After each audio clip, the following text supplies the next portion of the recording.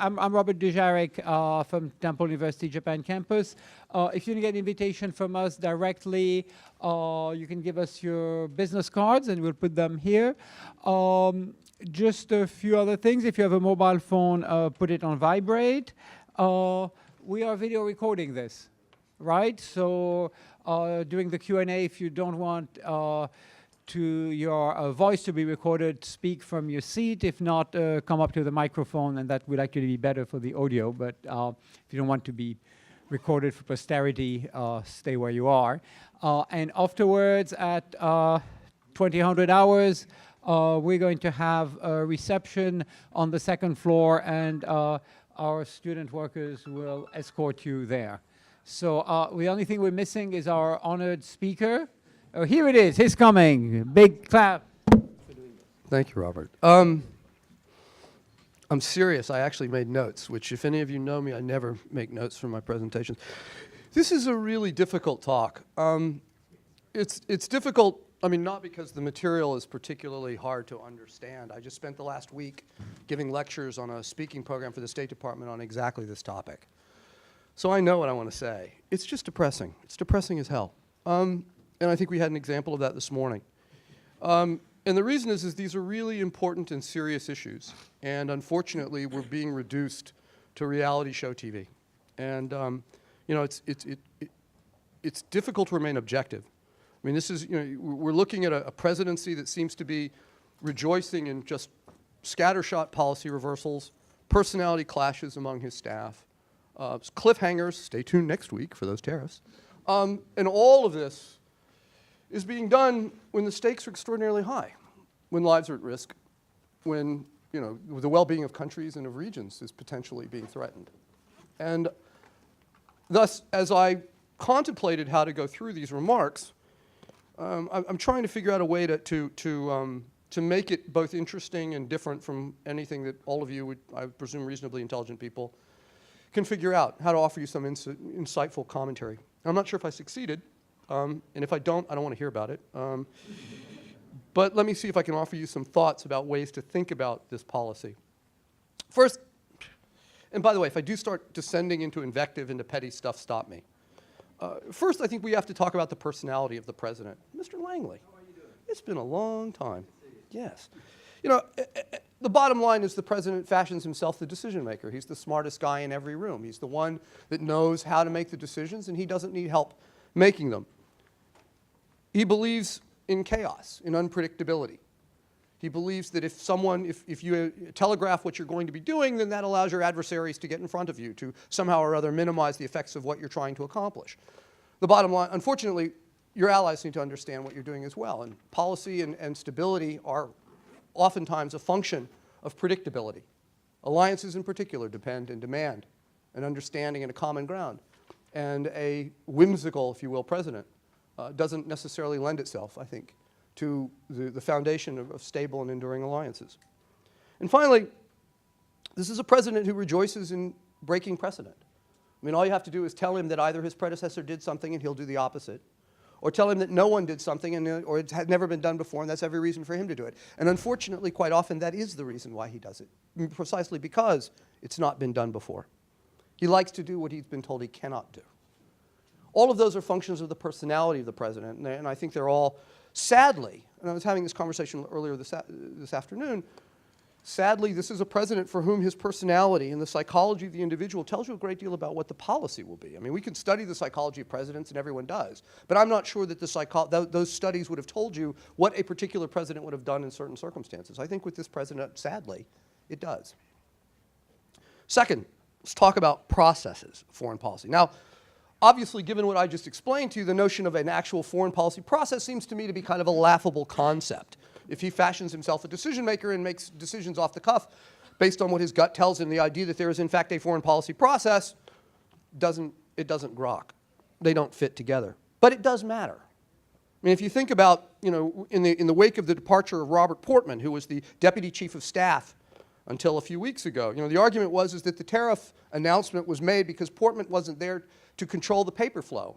And the person who spoke to the president last was the person who had managed to put the bug in his ear and allowed him to indulge in certain sorts of decisions. So process actually matters, even in a presidency and in a White House like this one. Second, on the process side, we're hamstrung by personnel shortages. There is no ambassador to South Korea. There is no special envoy for North Korea. There's no Secretary of State.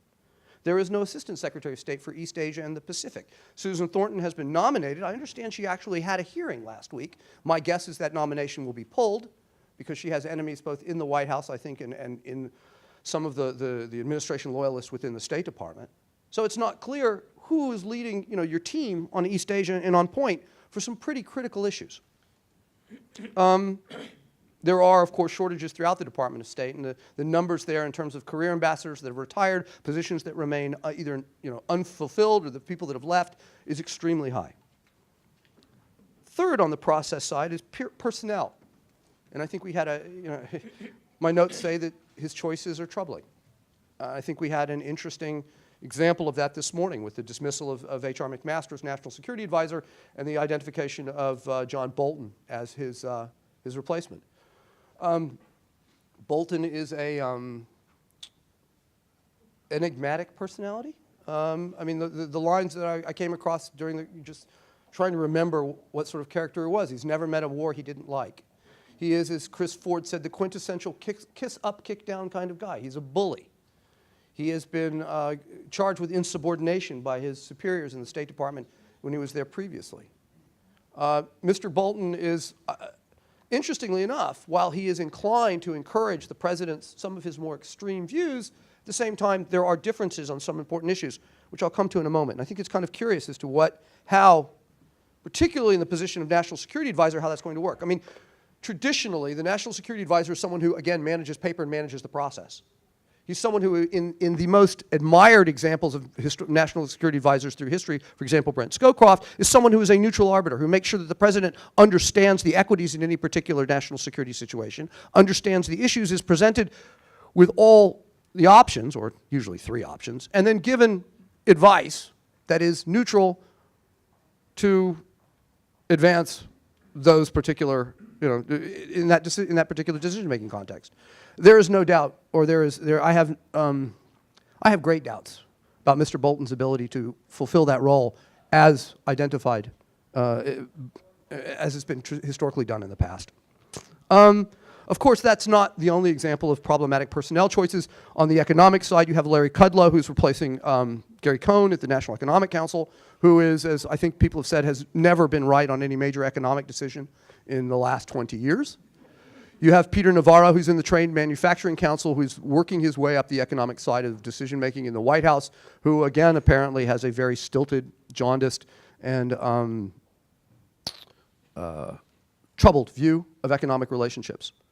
So it seems to me that some of the people that are in the key advisory posts are problematic and are going to be difficult for the president, or difficult for the country, and probably, unfortunately, working closely with the president. And that brings me to my last point on process, which is all the reporting and all the evidence for the last couple of weeks suggests that what you have is someone who has grown more comfortable in their role as president. And historically, what's happened is interesting. If you look at presidential evolutions, typically someone comes into office with a bunch of ideologues that are surrounding them that are relatively naive and uninformed and ill-experienced. And then over the course of a year, as the administration shakes out, those individuals leave and people that are more experienced come in. And you end up with generally what tends to be a more moderate mainstream approach to policy, whether foreign, economic, what have you, domestic. In this case, interestingly enough, what you see is just the opposite. You had a group of people that were brought in many ways to check the instincts of the president, and many of them are leaving.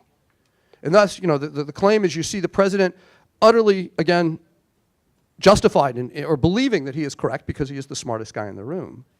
But the president believing that he now needs to be less fettered by the traditionalists, and he needs to let Trump be Trump. And the valedictory, I guess, what he returns to time and time again as he contemplates options and deals with advice is that I beat all the odds. No one told me I could win election. I did. And thus, at the end of the day, my assumptions, my beliefs, my gut is correct, and I will go with that. So on the one hand, what you see, it seems to me, is a bunch of people that are moving closer to the president in their views. You're losing those background checks, if you will. You know, the idea that Tillerson, Mattis, and McMaster were the adults in the room when it came to foreign policy.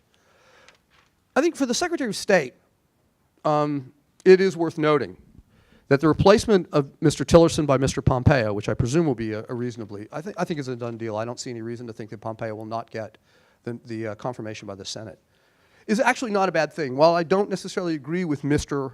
Pompeo's views on a lot of policies, nonetheless, the Secretary of State, when he engages the world, has to be perceived as speaking for the President. There cannot be a sense of daylight between the Secretary and the President. And if his interlocutors believe that he does not, in fact, speak for the President authoritatively, he's useless, or she is useless.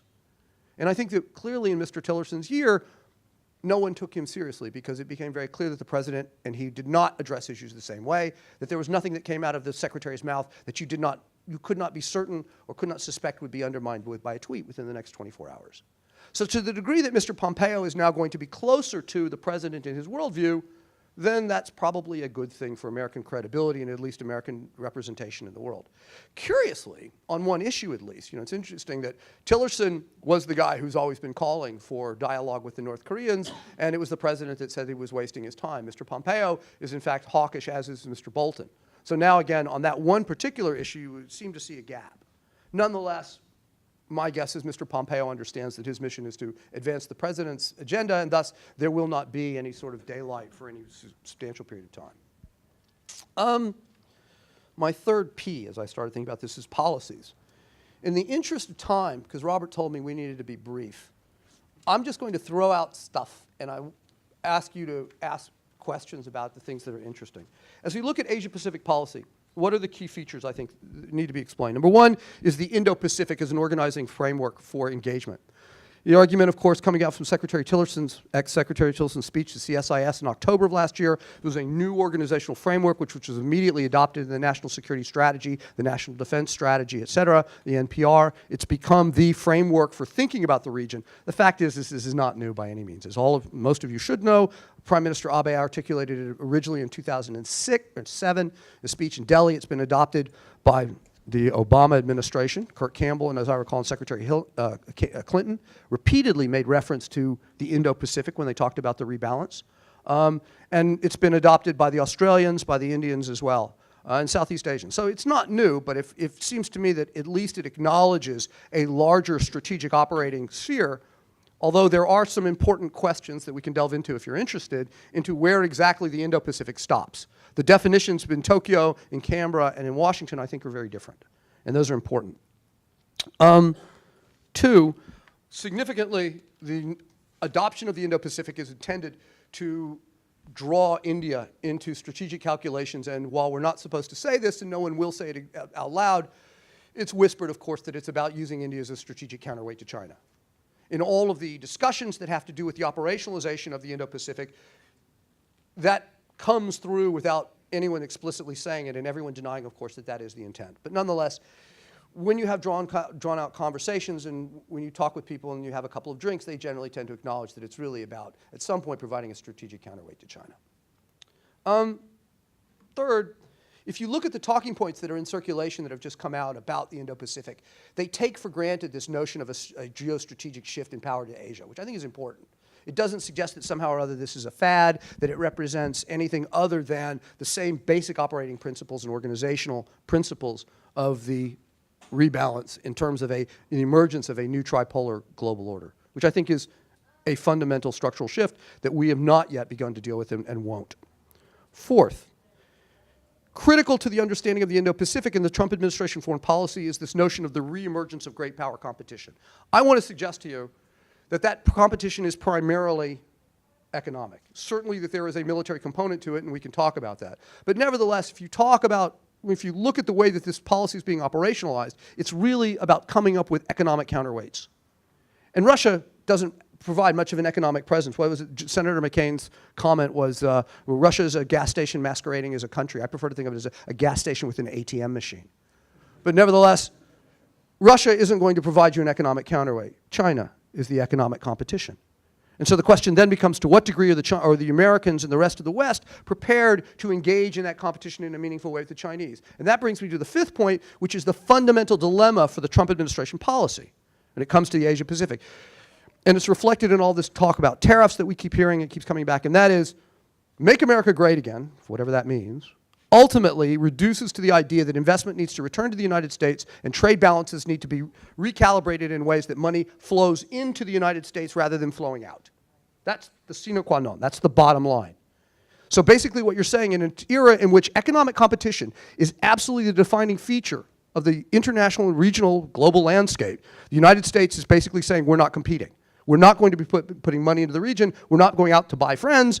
We want all that money to come back home to us. And it seems to me that in so doing, you have fundamentally crippled your capacity to prevail or even to compete in a meaningful way. Let's see. A few more minutes. At the bottom line, Mr. Trump, I think, has three basic questions, or questions the three basic pillars of the post-war order since 1945, the all-American presidents and institutions and administrations have adopted. Number one, he has doubts about alliances. And of course, you've sent to secretaries of state and you sent to Secretary of Defense, and they've made all these comments about the validity and the importance of our ties, but I think there's a fundamental doubt. If you go to Seoul, if you come in conversations and friends with Guy Michaud and Bojo here, you talk to folks in Canberra, there are doubts about the degree to which the United States will continue to honor its Article 5 commitments. Number two, there are doubts about the American commitment to a free and open trading system. Obviously, the key word now that came out of the G20 that just concluded is we're talking about reciprocal trade, free and reciprocal trade, and that which creates some complications, which I'll get to in 1 minute. And that is a fundamental shift. You've seen in G20 statements, G7 statements, the stripping out of the traditional boilerplate language on protectionism. And while we can all argue that boilerplate language is just that, sort of reflexive use of diplomatic, diplo speak, the fact of the matter is it nevertheless figures in our consciousness. And it nevertheless represents a commitment to an enduring open order, and it suggests the prioritizing and suggests certain priorities in the way that we make policy. So even if it may seem like empty verbiage, at the end of the day, when you take it out, it means that you're no longer committed, at least to those principles and ideas. The third piece of the post-war order that the Trump administration or the president seems to have doubts about is the question of multilateralism in general. And I think what that really reflects, more than anything else, is a conception of power that the president has. And basically, as I can see it, the president believes that if you are the strongest, the biggest dog in the fight, if you've got the biggest military and if you've got the largest bank account, you got the biggest hammer, then you're going to prevail in all sorts of disputes. And what you try to do in any sort of encounter is bring yourself into a position where it is a one-on-one encounter that allows you to maximize the pressure and the resources that you can bring to bear against someone, whether it is in a dispute over territory, whether it is a trade dispute, or any other give and take. That you prefer bilateral to multilateral because bilateral allows you to use your power. And when you're the biggest economy and the biggest military in the world, that gives you, by definition, an advantage. Curiously, that is exactly the same approach that the Chinese would use. That's why they prefer to negotiate on all of their territorial disputes in almost every setting in a bilateral fashion rather than multilateral. There's so much more to say, and there's so little time. I think to look at some of the big issues, I mean, and I'll just do this really quickly in terms of economics and strategy. Number one, there is no evidence I see as a strategy here. And there was a wonderful quote yesterday from, I think, the Financial Times, where an official was talking about the tariffs that had just been imposed, and his comment was, there's a recognition that you have to punch a bully in the face. This is the best explanation for what's going on here. And while that may be emotionally gratifying, it's not a strategy. And there doesn't seem to be much of an understanding of how we get from where we are and where we wish to be. So for all the complaints about all the various trade deals that are flawed and imperfect, I've seen precious little evidence that suggests where the particular flaws are and how we fix them. What are the outcomes that the president seeks other than greatness and perhaps a trade balance that is, or trade figures that don't really represent the nature of economic relations in the 21st century. On that front, obviously, the withdrawal from TPP was a disaster. Again, insofar as we look at economic competition as being the real great power competition in the world in which we live, withdrawing from TPP, from the opportunities to create rules, to create the institutions of order, to forge the future, was a disastrous mistake. There's speculation. I mean, again, I guess Secretary Mnuchin has said perhaps we are prepared once again to consider, the U.S. is prepared to consider re-entering TPP. I think that, however, reflects a belief that the United States could take itself out of these negotiations, that things would progress, and then the U.S. could just come back in and resume its former place, and that the world essentially would stand still, and we would just return to where we were. And I think that's a very dangerous and flawed assumption. It is not clear to me at all that by the time the United States re-enters, or if it so desires, even after a Trump presidency, whether it's in 3 more years or in 7, whether or not how the U.S. will be able to reclaim its place in the world, in international and regional order. On the economic front, I would notice that the problem really is, if you talk to all economists, they will tell you that China does cheat on trade, that China is a problem for the global trading order, that the WTO rules really don't account for the way that the Chinese economy works. And everyone acknowledges that there are systematic problems in the way that the Chinese operate and engage with the international trading order. The problem, of course, is how you remedy that. And again, it doesn't seem to be, if you look at the way that these tariffs are unfolding, whether it was the steel tariffs that essentially bypassed or missed the Chinese, or the aluminum tariffs that did the same thing, or the tariffs that have been imposed in the subsequent retaliation, it doesn't seem as though that we're really making the points, or that we're really moving the United States forward, that we're advancing a strategy or advancing any particular national interests. On security, let's see. Okay, 3 security problems I identified very quickly. Number 1, North Korea. It seemed to me very obvious that, I mean, for the reasons that I identified at the very beginning, that the president was likely to negotiate with North Korea at some point, that we would re-enter, and that particularly, of course, given the fact that he'd been told that this was not done, that no president had met with the North Korean leadership. And the question, of course, is that what will be the terms of the deal as they begin the negotiations? I have little faith in the president will get his brief, and this is a complex subject and one that concerns me greatly, but I have a feeling that denuclearization, no, for a fact, denuclearization as the president means it, and denuclearization certainly as the North Koreans mean it, mean very, very different things. And I don't think I'm of the opinion, I'm on the record of saying North Korea will not give up its nuclear weapons. So then the question is, where do we go from there? And I'm not particularly optimistic about the outcomes. Second, Taiwan. As you'll notice, their relations, I think, with Taiwan are beginning to heat up again. It's going to become an issue. China has been relatively quiescent on cross-strait relations, I think because they've decided not to distract from the problems that President Tsai has been having. Nevertheless, my sense is that with the passage of the Taiwan Travel Act, the decision to perhaps lease S-15s, and with the visit of the Assistant Secretary Alex Wong to Taipei over the last couple of days, that's going to embroil and inflame Chinese, and that could become a flashpoint again. Third, China is, I think, for all sorts of reasons that you can well imagine, going to become an issue in the relationship, and it's not clear to me whether Mr. Xi is, how ready he is to play nice. I mean, he hasn't, quite frankly, demonstrated over the last 5 or 6 years a real readiness to engage the Americans or engage whatever U.S. president, I think, in equitable terms. That's a long conversation, again, I'm happy to have. Russia is curious. I think Mr. Abe is foolish to think he's going to get a deal out of Mr. Putin, but nevertheless, if there was a U.S. president that would allow him the space to explore that, it's this particular one. Which brings me to a final point I just want to offer, and that is, I am curious right now, given the events, the unfolding events in domestic politics here in Japan, to what degree will Mr. Trump become a liability for Prime Minister Abe? You know, the relationship that they've built, I think, has been rightly considered the gold standard for relations between Trump and any world leader. And yet, it hasn't proven capable of insulating the Prime Minister in Japan from blowback on trade or getting him advance notice of this agreement to talk to the North Koreans. At what point then does this special relationship that he's worked so assiduously to create become instead a liability for the Prime Minister? I don't have an answer to that. I'd love to hear your thoughts. Thank you. Thank you so much. Thank you so much, Brad, for agreeing to be so brief, concise, and dense. Dense in the positive sense. Let me take advantage of owning the microphone to ask the first question to follow up on your conclusion is, the U.S. government announced a list of countries that were exempted from steel tariffs, including such major allies as Argentina. But one important ally and partner which wasn't there was Japan. Any reason why? The speculation is that the United States, it's because Japan didn't want to pursue the bilateral FTA agreement, but that's all speculation. I mean, the conversations that I've been hearing was that the Osso-Pence economic dialogue was essentially intended to kind of blunt precisely those economic pressures. And so to the degree that the administration's getting irritated, to the degree to which that is an actual explanation, there's probably some, I mean, that would make some sense.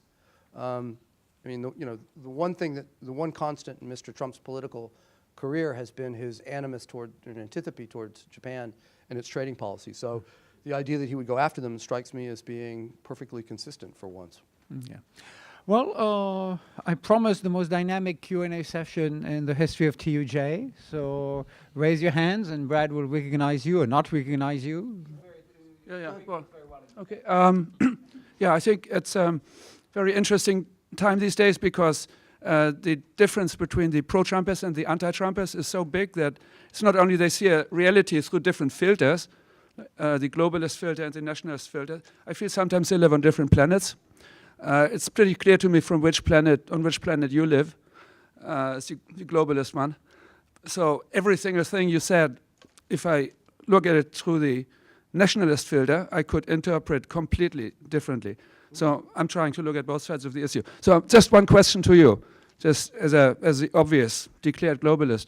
I think it's very, very likely that Trump, sometime this summer or this autumn, will actually manage to do what no traditional politician has done, and that is solve the North Korea issue by agreeing on a deal which takes the nukes away and guarantees personal safety for the Kim clan, which is absolutely necessary.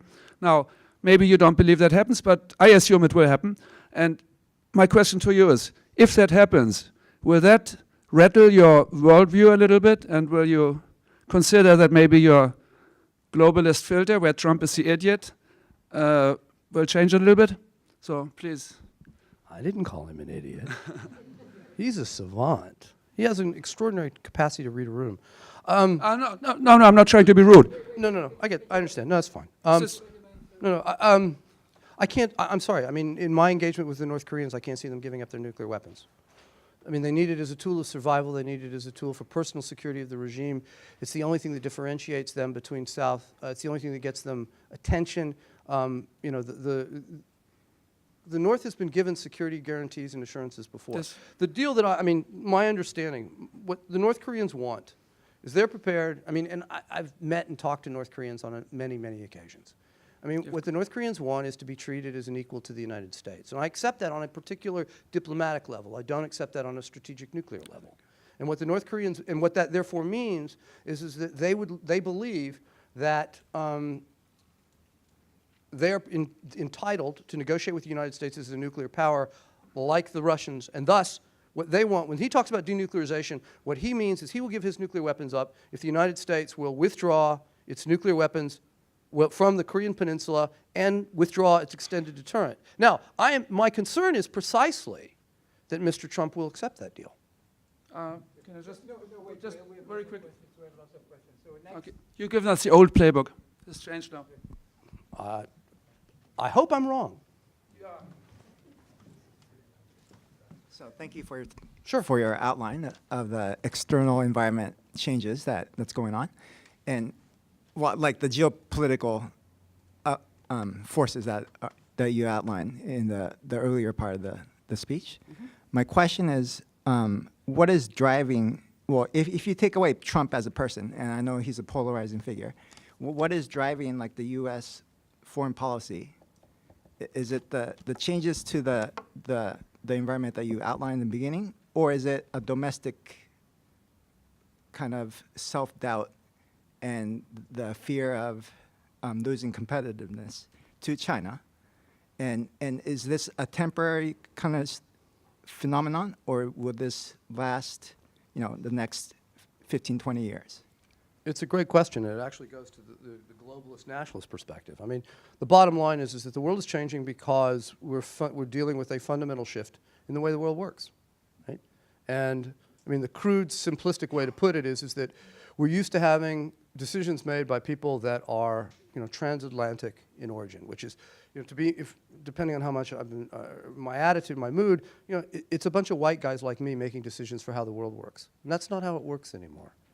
And there are a lot of people in the world that are not happy with that. And thus, it reflects fear of the unknown. It reflects loss of privilege. It reflects loss of, economic opportunity. It reflects leveling. It reflects the elimination of advantages that the United States enjoyed at the end of World War II that were just unnatural, right? The rest of the world was devastated. We should never have expected to control the percentage of international wealth and international power that we did. And one of the extraordinary things about the United States, I believe, in the post-war order, was that it actually established a system that distributed that power, that argued rather than just reinforcing particular patterns of growth and power, would in fact help, in theory, make everybody richer, everybody a little better off, or hopefully a lot better off, and in so doing, give them a reason to support that particular international system. The problem is that the changes have occurred in ways that have raised doubts about our commitment to that order. And the degree to which we are now, the fundamental question, as Hugh White asks in the China choice, is to what degree the United States, in particular, prepared to accommodate the rise of China? And that's, I keep going back to the globalist nationalist question that was asked previously, right? And it is about the degree to which individuals are prepared and acknowledge that the way that the world has worked for the last 70 years is not the way that it's going to continue working. And we've been extremely slow to make that accommodation. Now, the problem is that we do not know what new order is going to emerge. Is there going to, 20 years ago we talked about Asian values as a system that somehow or other, that the norms and regulations that would be guiding decision-making would be somehow channeled by these different instincts and by, a different set of normative principles. I don't buy that for a heartbeat. But I do think that there are different priorities that you can attach to situations and rules and procedures. It is not clear as yet whether we are going to come up with a global order, or whether instead we'll come up with a variety of regional orders. There are powers like, I think, Russia, and I think like China, and perhaps Mr. Trump as well, that would be perfectly happy with a series of regional orders, each one being discrete with limited interactions that would be largely left to a great power within each region. And there is, in my mind, a fundamental problem with that, because it strikes me as being on some level anti-democratic. There's a lot of decisions being made for small countries and individuals that they don't get to make those choices themselves. And you can argue, you can ask questions about the validity of that particular model today and whether or not it's truly democratic, but I think we're getting closer than some of the alternatives. I'm not sure I answered your question, but we can keep going. That's a great observation. Yeah, next guy. Brad, thanks for the presentation. I'm going to throw out a couple of ideas which you can think about and respond to. The idea of the white man's privilege in the world, that we were too slow to acknowledge that it's shifted. I wonder how that squares with the Obama policy of the pivot or the rebalance to Asia. That sounds to me like we're not going to be just dealing with the European world, that we're acknowledging that power has shifted to the non-white world in Asia. That's one point. The second point is the Tillerson legacy. I think you said in some way restated what Trump said, that we're out of sync. We disagree on policy issues, so Tillerson has to go. But I think Tillerson's only major initiative was reform of the State Department, meaning let's try to make sense of the 30% cut in the budget and personnel. That was in sync with Trump, and that's basically all he was given purview to do. And it's still a work in progress, I guess. On your first point, yes, the rebalance represents that. The rebalance wasn't implemented. It was a great, in theory, it was a wonderful idea. Its implementation was poor. Yeah, that's it. As for Mr. Tillerson, I don't know what he was trying to do. I have no idea what his particular objectives were. You're right. He was going to reorganize the State Department, but it's not clear to me. That is not a mandate for Secretary of State. And he did a remarkably poor job, I think, of just running the building. It was, I think all of us were surprised that somebody who would be the CEO of a 350,000 person organization, 5 times the size of the State Department? Something like that? and yet seem to be just lacking management 101. I mean, just the very fundamentals of how he ran that ran the building were just. I was appalled. You know, somebody said he should title his memoirs "Present at the Destruction," right? There'll be some damning postmortems. To be fair to him, if you'd like to be, he's all about efficiency. I think a lot of people, ideologues on the right, believe that the government never does anything well, that you have to bring in the CEO-in-chief who's now running the government, and you have to bring in Tillerson, who will be efficient like all politicians promise, and therefore you get the same results, but you're spending a lot less. But efficiency in the service of what? That's what all of this is about. That was left to Jared Kushner and, okay. and the guy in the White House. But I mean, that's so much of this, whether it's efficiency, whether it's power, whether it is making America great. And I mean, to what end? You know, I don't. My sense is, again, particularly to go back to the topic, you know, of Trump's foreign policy, power was to be exhibited, and that would get the rest of the world to line up behind the United States. And I think that was a very stunted view of the way that global order, that countries operate. I agree with you that the questions of power and of final goals were not being determined by Tillerson in the State Department. It was subservient to the White House, and it was degrading to him. And but I'm not sure that Pompeo will, unless he really is in sync with the president, can do a better job. It's a longer discussion. Sure.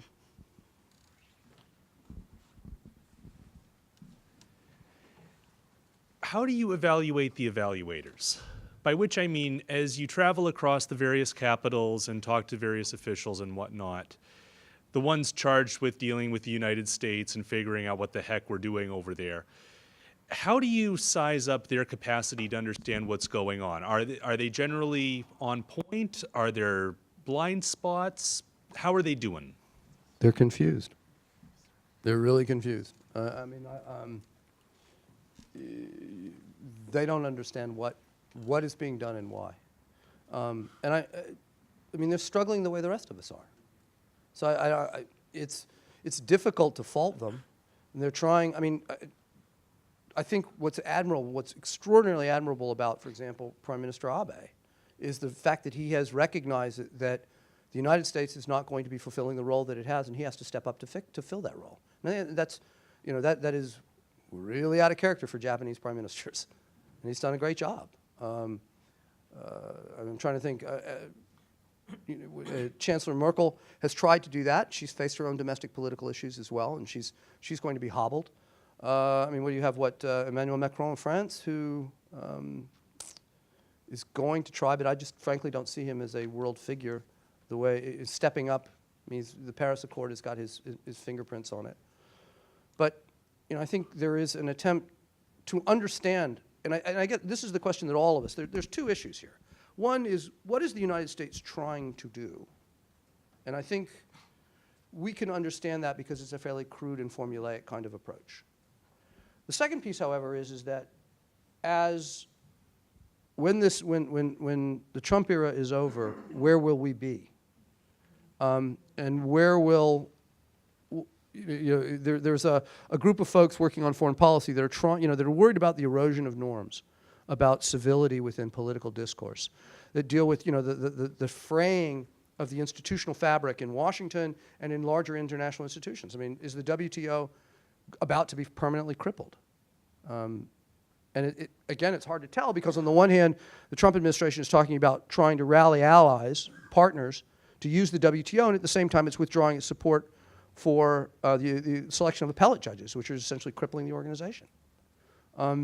So where will these institutions be, and what is it that we, you know, collectively, those of us that in theory work in the policy community, and for those of you that you know, vote as citizens and engage in civic discourse, what is it that we can do to try to repair or otherwise mend the destruction, the damage that's been done? You know, we need to be, in other words, what's next? Sir. Oh, two sirs. Go ahead. Can you talk a little bit about China and in the role of what China wants out of any negotiations between the United States and North Korea, and how In the North Korean context, China wants North Korea to quit being as much of a problem. It wants to have China's role acknowledged as being a player. I think they would be perfectly happy to host the talks if they come off in May. But they want to be seen as obviously, I mean, as part of the larger strategic design of Beijing, which is to be seen as the preeminent power in Asia, to be acknowledged as one of the decision makers in global forums, and thus that no decision is made, particularly in Northeast Asia and East Asia, without its input, and hopefully that no decisions are made that do not align in accord with Chinese priorities. So, I mean, what does that mean? They want the North Koreans to quit being a problem. I don't think they really care one way or another if the North Koreans have nuclear weapons or not, just as long as they quit being a nuisance with them. They want, I think they'd prefer to see a divided Korean peninsula. They'd like to see security guarantees from Mr. Kim. They'd like to see him adopt a Chinese economic model because it would both make them feel good and it would give them heightened influence in Pyongyang. They want to make sure that U.S. troops stay below the 38th parallel and that there's no threat of a democratic or free market contagion on their border. That's what China wants. And, oh, it also wants Seoul to be more beholden to Beijing than it is to Washington when it comes to making decisions. Andrew. You spoke earlier about the America First policy basically sucking capital back into the US and therefore diminishing US global influence. But is there not another way of looking at it where actually a willingness to pull some economic levers that have not been available to good liberal governments for some time gives you more options and therefore more influence? Like, if you throw off the golden straitjacket, do you not free your arms to throw some punches? Yeah, I suppose. I could just leave it at that. Again, that goes to the problem of China represents a particular problem for the global trading order, and no one is happy with the way that it's being dealt with, nor for that matter has it been dealt with effectively previously. I mean, Eli Ratner, who was Joe Biden's foreign policy advisor, was quoted today, as saying, it's all Xi Jinping's fault. He's had every opportunity to strike a deal, and he's done his very best not to do it. And you've got to wonder if these aren't chickens coming home to roost.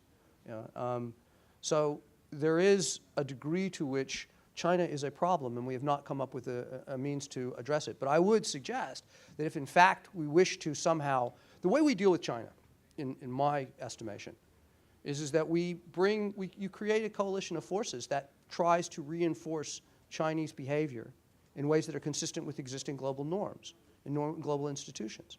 You don't do that by threatening to rain tariffs down on your allies and partners. What you wish to do is to enlist them behind you in concerted sets of measures so that China is forced to, acknowledge that its behavior is not merely it's not being chastised because one particular country is upset or petulant or whatever, but in fact that it is considered to be a violator of internationally recognized norms by a sufficiently large cross-section of countries that it can't just dismiss it out of hand. And, of course, that any countermeasures against it are going to be sufficiently broad-based that they will have some influence. But, I mean, my concern to the degree to which we're going to throw punches is the degree to which we actually understand that we could get punched back as well. And that where there doesn't, again, I don't see a strategy that suggests we understand how this escalation unfolds.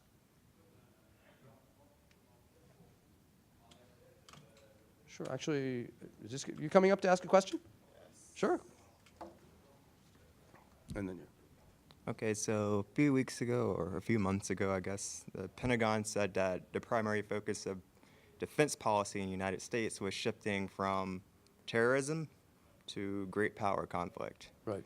So to me, that means China. I mean, to some extent Russia, but China's the rising economic power and is increasing their military budget at a large pace every year. So we go back to earlier, you said that economically, that's how the conflict is playing out. But do you think competition is playing out? Competition, but do you think that a military element, especially with Trump, like reassembling his team, we have Bolton and now Pompeo, and very high positions, and like you said, they're more hawkish. Do you think that the chance of military conflict is increasing? Yes. I don't think, no one's looking for military answers to problems. But yes, the answer, the possibility of conflict is definitely increasing. I mean, you're seeing China, I think, becoming increasingly insistent on the assertion of its rights, more aggressive foreign policy, certainly in the South China Sea. I'm concerned, again, like I said, that Taiwan could become an issue. You see, again, a president who basically believes that it's a staring contest in some of these situations. And thus, the possibility of an accident is very high. And the possibility that something that you will end up in a spiral of escalation that ends up with kinetic activity is very real. So yes, but nobody wants that. That doesn't mean it won't happen. Thank you. Actually, I think he was up, and then if you don't mind, go ahead. Do values have a role in American foreign policy? Do they or should they? Well, ought they? Should they? Absolutely. Absolutely. And I think, you know, we don't see much evidence of that these days. But I think, yeah, of course they should. The way that they're expressed is always the problem. And, but I think as well that they need to be values that are shared. In other words, the degree to which one country takes out its ruler and whacks everybody over the knuckles with its particular, you know, values isn't particularly helpful. But the degree to which we forge coalitions of countries that believe in certain values and are prepared to take action on behalf of those values and legitimate that through, you know, if you will, regional global institutions rather than just, you know, fit a peak of one particular government, then you're on far more effective ground. So absolutely. How does the president and the people support the sustainable development goals made by the UN? In Japan, the people do appreciate and the people do take actions for, depending on that policy. I see little evidence that it factors into American decision-making at all, sadly. Could you talk about Europe a little bit? Particularly, it feels like, as a non-expert, that Europe is falling apart in certain ways and the right wing is ascendant as it has been in the US. And I'm particularly interested, and of course the refugee issues, but I'm particularly interested if we descend into this regional set of power centers. Do you see Europe as being one of them, first of all? And secondly, Europe and the United States have been close and I guess a counterweight in many situations.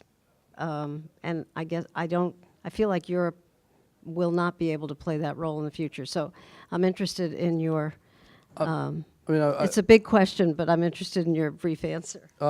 Robert probably can give you a better answer on Europe than I can. I mean, I was there last week, which makes me more than a dilettante. I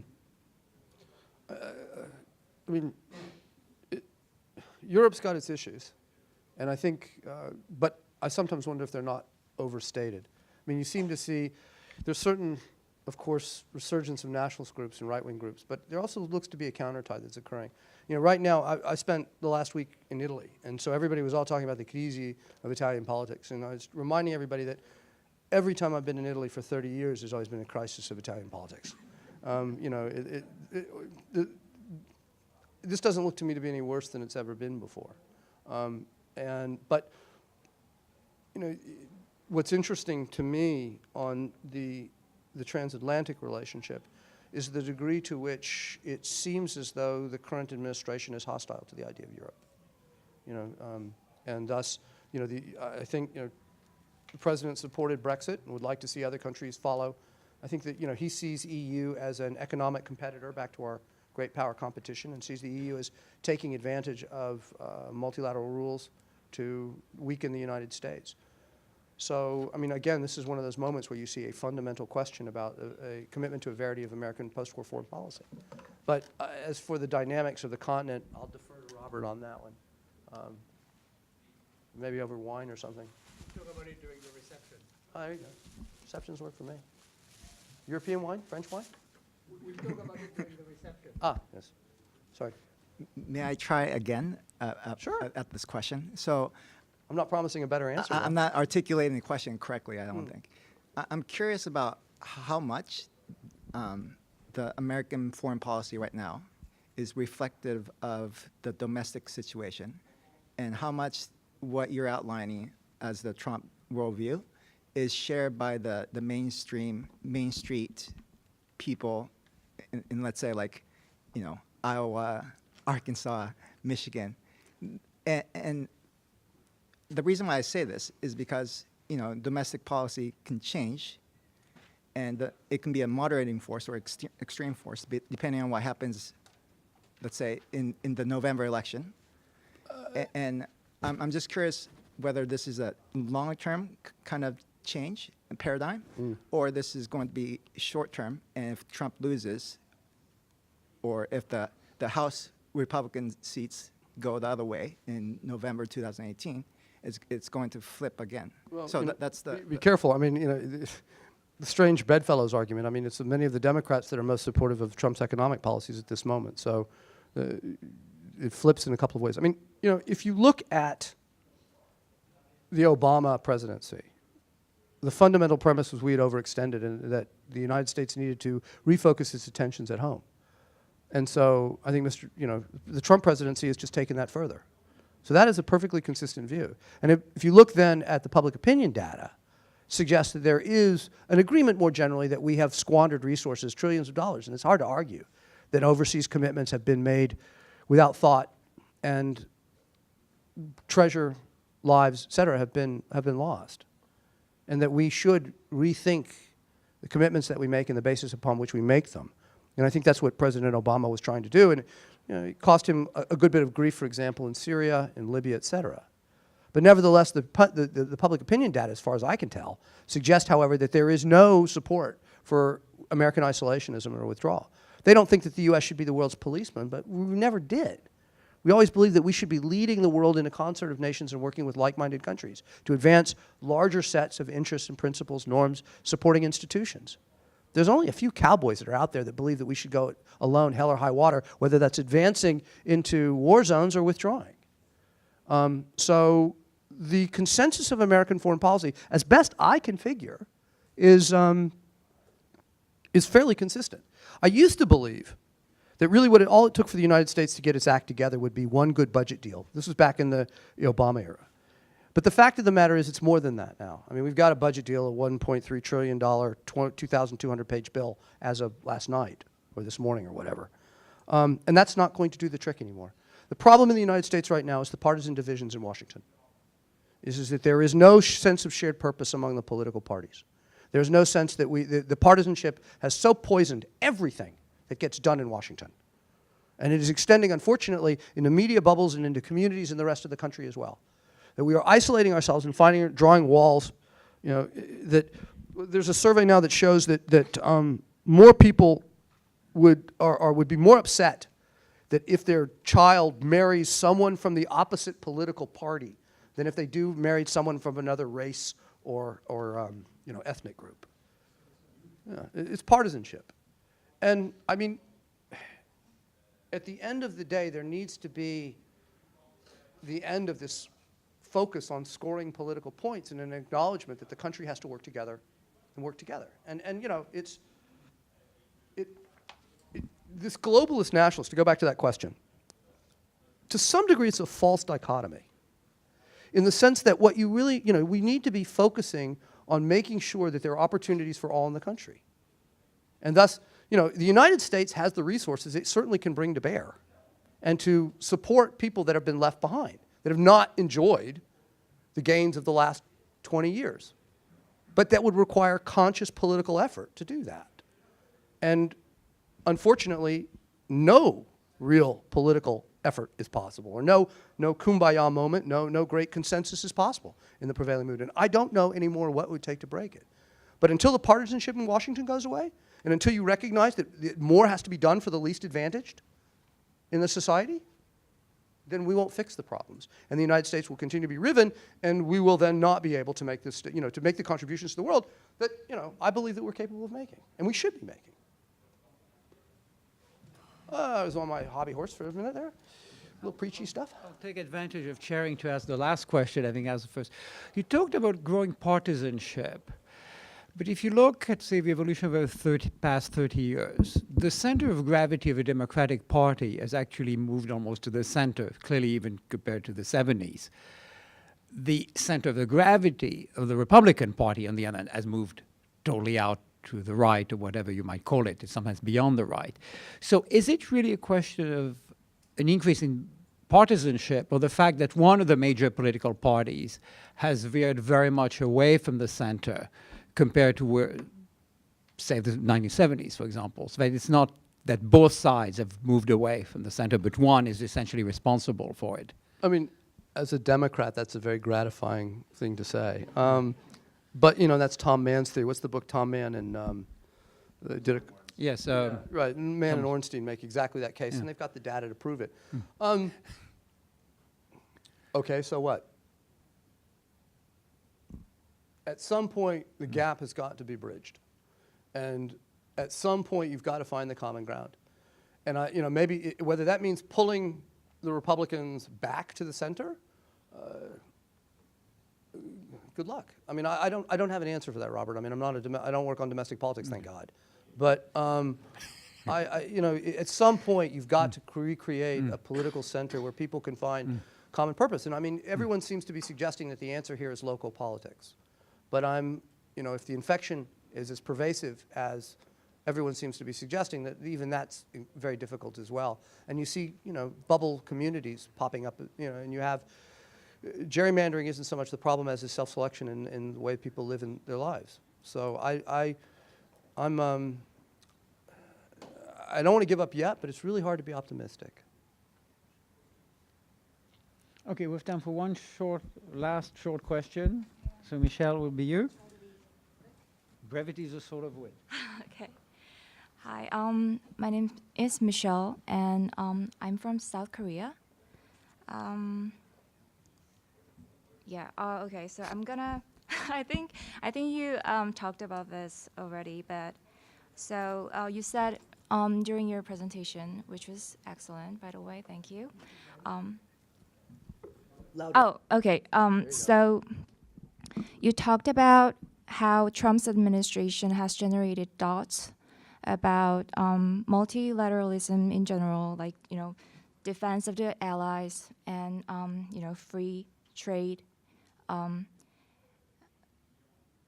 I think you left out something really important, which is, I think it has generated doubt about American leadership in general, you know, and how, you know, not just in military or economic sense, but also what the United States has been representing, like, you know, equality, freedom, of course, like free market, which is economic. And do you think, like, you know, after when you meet all these experts and leaders of different countries, do you think they are aware of this, and then how do they respond to this? And is also within the United States, do you think, like, are they, because I think it's a really important that they tackle this, because otherwise, you know, there's this China rising, and this can be, this is not just ideological battle, but it's all interconnected with the economy and military also. So what's your thought on this? You've gotten to the heart of it. I mean, it's a question, as I was trying to frame it, in questions of power and leadership. And I think that this administration believes that power equates with leadership. I would argue it's a far more expansive concept, that leadership comes from your ability to set examples, of your ability not necessarily to intimidate or coerce other people, but from your ability to persuade them. It's about, you know, acknowledging that there are restrictions on yourself, on that you will provide for the public good, that you, because you're wealthier, you spend more, if you will, to take care of security, so that others may benefit. It is precisely the, you know, we call this the provision of international public goods. And the degree to which the United States is prepared precisely to demonstrate those values, to you know, offer itself up as an example that eschews, you know, turns its back on the exercise of raw power as a legitimating force in international politics. That is one of the most important things that we can do. And unfortunately, I don't sense that this administration seems to appreciate that. It seems to really value more than anything else hard power and believes that in a situation, the exercise or the threatened exercise of that power, whether it's economic, commercial, military, what have you, is sufficient then to enlist and to line up people behind it, or to win or to prevail in international disputes. And while that is one method of dispute resolution, it ain't the best. So you're right. Thank you very much. Thank you, Brad. A big hand for Brad. I'd like to thank Erico, Emily, and all the student workers for putting this together. And so now we're moving on the second floor. What's the room number? 206. Okay, and so just take the elevators or the stairs upstairs and we'll have our reception. And thanks again, Brad. Thank you.